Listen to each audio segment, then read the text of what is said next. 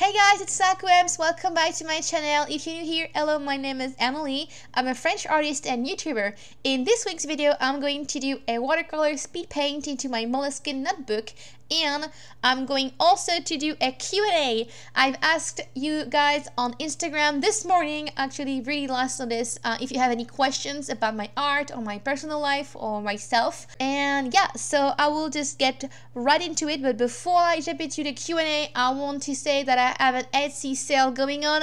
It's my winter sale, and this time it's 30% off all my prints. It's a pretty big discount, 30% off. So if you'd like to check it out, the link will be in the description right below the video and also in the corner. And this artwork will be available as a print, so it's like basically a new piece, 30% off. And yeah, before I do the Q&A, I would like to talk a bit more about this piece. So this was done as a watercolor speed paint. I didn't really have anything in mind. I just wanted to practice and have fun. And one of my 2018 goals is to sketch and paint and draw more and not really care too much about the outcome and not put too much pressure on myself. And I feel like when I use watercolors, I am a little bit more instinctive when I work, and I don't polish as much. I mean, I guess I still polish my artwork, but it's a little bit easier than sketching and then inking and then working on the concept and then inking again, like on a clean paper.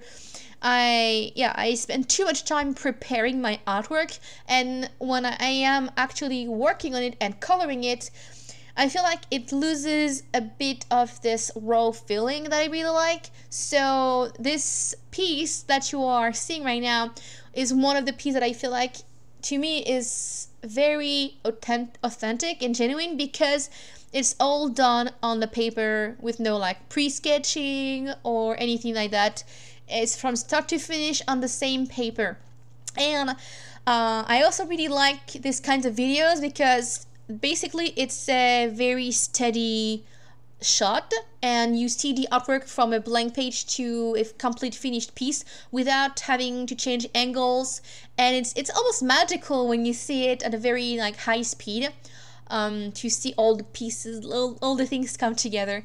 So yeah, I grabbed my paper and I also opened my Instagram and I checked the artwork of I think it's Kegaloops. I don't know exactly the username, but I really love how he works. Watercolors are like, his work is amazing.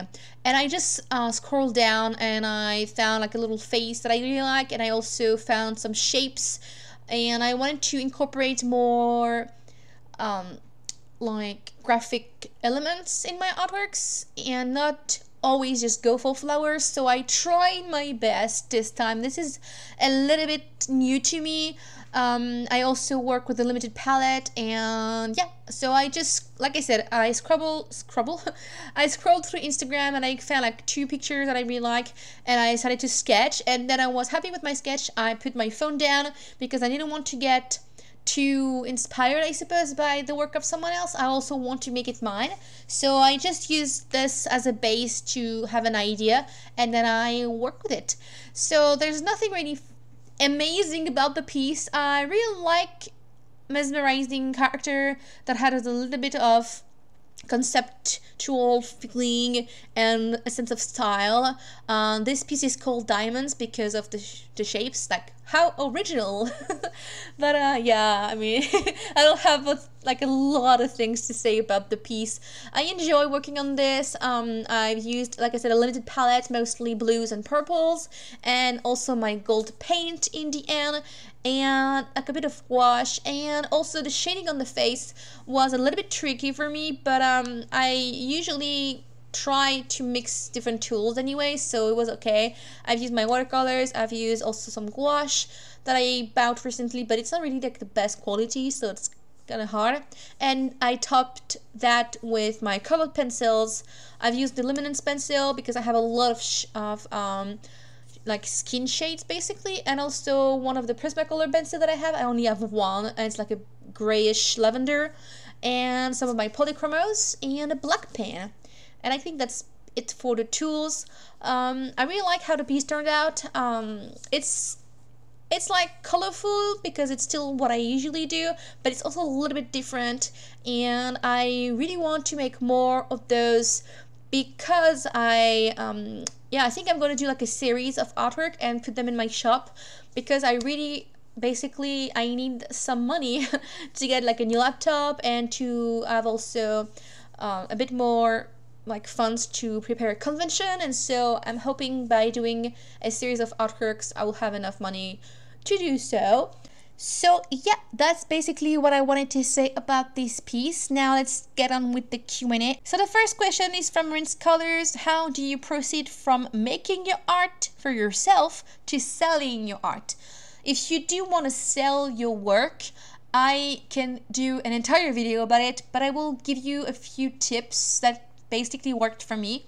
So the first thing that I did is I actually spent almost a decade online as Sakuems without selling anything. I grew up, I worked with, like, I was doing small contest things, I was coloring line arts from other artists, I practiced a lot, and then I got the chance to participate into a convention with another, basically a team of artists, I suppose, and my work sold for, like, basically my work sold at this convention. And so the next convention I decided to do it by myself, and that was my first convention, and I believe it was I think I was 18 or 19, somewhere like that.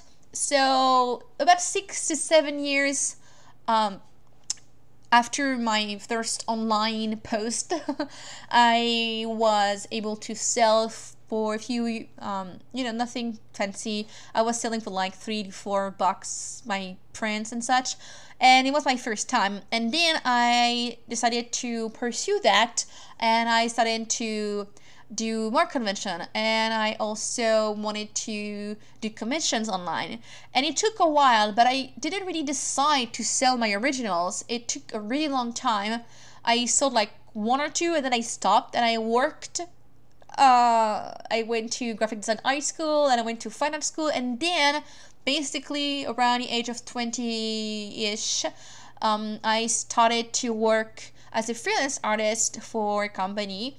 They reached out to me. I never intend to sell my work. It's because people actually requested to get my stuff, and yeah, it just happened gradually. I never really decide that. If you're older and you really want to get into the business of things, you have to maybe develop a fan base beforehand and try to have your own store online. There's a lot of places now that have a website with a shop app incorporated inside it. You don't even have to pay. I'm pretty sure there's a lot of places that are still free to use to sell your work. If you are working on your work and you want to sell your work, you have to know exactly how much it costs for you and where you can sell it, and how much the other artists in the same genre are selling for, and find a place, either DeviantArt or Etsy or Store Envy, and start putting your work. But it just takes time. When you start out, it's better to have a low margin. Try to have like about 10 to 20% max profit per item you sell. And when you start to develop a bit, you can increase your prices and make a bit more money. Next question from Mia McGrath. Where do you get your inspirations? So Pinterest, books, etc. I do get my inspiration from various places. I usually from either Pinterest, I have a board with my inspo. I also scroll on my Instagram feed. I get inspiration from music, from my friends, from my day-to-day life, from other artists. I try my best to go to exhibitions. If you are inspired by the work of someone, you should also take a look at who are they inspired by. Like if you like my work, for example, then try to also look at the people that I follow myself, because I get inspiration from them, and you can do the same thing with their own inspiration and just go from that. An artist that I really like is Happy the Artist on YouTube also. I really love how she works, and what I usually do is, instead of just scrolling through her own page, I'm going to check who is she following, and I will take inspo from their from their Instagram, and that's how I also try to shift myself from the artist itself, you know what I'm saying, and make it my own stuff. Next question from Jasmine24. So how do you stay motivated when it comes to creating pieces? Do you plan it out first with the mediums you're going to use, or just wing it and see which you feel is perfect for it? So I tried both ways. I tried to sketch and like decide afterwards, but I felt like it wasn't as genuine and authentic as it should be. So my best pieces are actually the ones where I decided the mediums first, and also what paper I'm going to use, because I get into the feeling easily, and I don't really think too much about the piece, and I just let it happen. Like, let's just work with watercolors, and then I know that watercolors will inspire a different idea than if I was using acrylic paints or my markers, for example. So that's what I usually do. But how do I stay motivated? I don't. Motivation is garbage, like Mel Robbins will say. You don't really, I mean, you have to decide to make something. I don't feel really motivated to do most of the things that I do, and actually doing art and like making originals, making new art is like 30% of my job. I spent most of the time either managing online stuff, my store, packing orders, which I'm very grateful for, but I don't enjoy time actually painting besides the ones that I'm doing for a video. If I wasn't doing a video, I probably would just have like a random sketch every week, and so it's hard. But to stay motivated, you have to decide to take the time to make new art. So from Zanzini, what are your favorite tools to work with? I will have to pick watercolors because it's still my go-to tool, and it's my base for pretty much everything. I do like watercolors more than copic markers, for example. I like to have copic markers on top of watercolors, but just copic markers, I feel like it's a drawing tool. It's not a painting tool, and I really enjoy painting more. So yeah. Next question from Itra Yart. Do you prefer digital or traditional? What are the best, like the pros and cons? And so I'm gonna do a quick answer to that. I think we should stop putting them apart from each other and doing a digital art and then traditional art. To me, they're all in the same bucket of art tools. Digital, watercolor, markers, pens, they're all just tools. There's pros and cons for everything. I personally prefer watercolors. I don't really like working on computer, but I really like to see the work of Loish, for example, and she's a digital artist. I really like the work of Siren, and she's also working traditionally but also digitally. And yeah, so there's just pros and cons for every tools. Personally, I really enjoy the feel of a tool, and I don't like to look at a screen when I'm working, and I also like to have the paper and to feel the texture on the paper. Next question from Ali. Is it easy to start digital art? Yes, it is. Just buy a tablet. It's, like I said, $30, and you use a free software like GIMP, and you can just start working digitally. It's pretty easy to start. Next question from Jokisev. Do you prefer polychromas or the luminance pencils? I like them both because they don't have the same range and they are not the same texture. The polychromas are a little bit more crisp and very colorful, and the luminance pencil tend to have a little more, I mean, they are pigmented, but I mostly use the pastel tones, and they're a little bit creamier, and they have a lot of the skin shade and neutral colors, and I mixed both. I've used polychromas for a long time, but I feel like the range is too small in a way. There's a lot of colors that I don't use. Like there's like 5 yellows. I don't need 5 yellows, but they lack neutral and colored grays and skin tones. So I like both pencil ranges. I've been drawing since I was about 10. I decided I wanted to be an artist when I was 10, so it's more than 20 years now. What is your favorite page of your sketchbooks? What is my favorite page of my sketchbooks? I mean, like the sketchbook collection that I did? I don't know. I really like my Inktober sketches that I did 2 years ago.